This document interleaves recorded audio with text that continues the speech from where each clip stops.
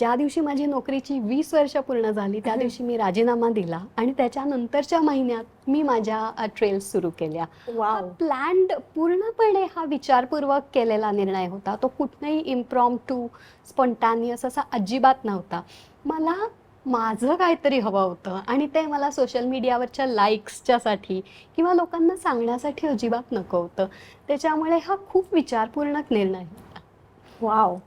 So इतका विचारपूर्वक निर्णय केल्यावर पहिला क्लायंट आणि पहिली ट्रिप तर नक्कीच लक्षात असेल. अगदी नीट लक्षात आहे. माझे पहिले 2 क्लायंट्स जे आहेत ते डॉक्टर शीला टन्ना आणि डॉक्टर विपिन टन्ना, मुंबईचे दोघंही डोळ्याचे डॉक्टर्स आले होते. ते माझ्या ओळखीतले होते. त्याच्यानंतर माझी एक आधीच्या ब्रिटिश काउन्सिलमधली कोलिग आली होती आणि 2 स्ट्रेंजर्स की ज्या मला फेसबुकवर भेटल्या आणि असे 5 जणांना मी घेऊन गेले अगदी पहिली ट्रेल.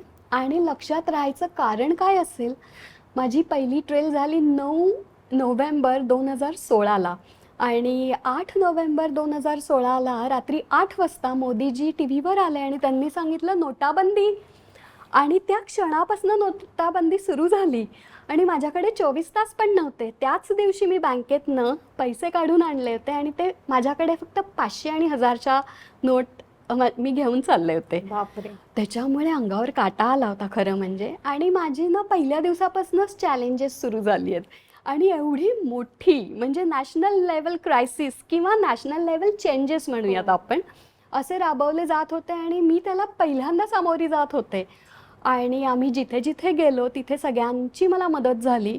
कुठनंही मला असा वाईट अनुभव म्हणा किंवा पैसे माझ्याकडचे मी 500 आणि 1000च्या नोटा आहेत म्हणून माझं कुठेही अडलं नाही.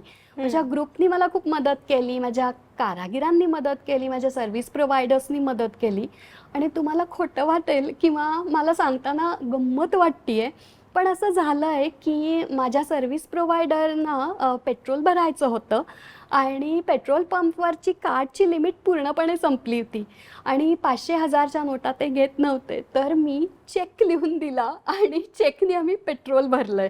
म्हणजे हे शक्य आहे असं झालेलं आहे. आणि ते 9 नोव्हेंबर नंतर मी आठवडाभराची ती ट्रेल होती आणि ते मी सगळं मॅनेज केलं. पण असेही अनुभव म्हणजे तेव्हा ते मला खूप मोठं चॅलेंज वाटलं. पण आता मागे वळून बघताना वाटतं अरे आपण केलं, तेही केलं. दाखवलं. येस.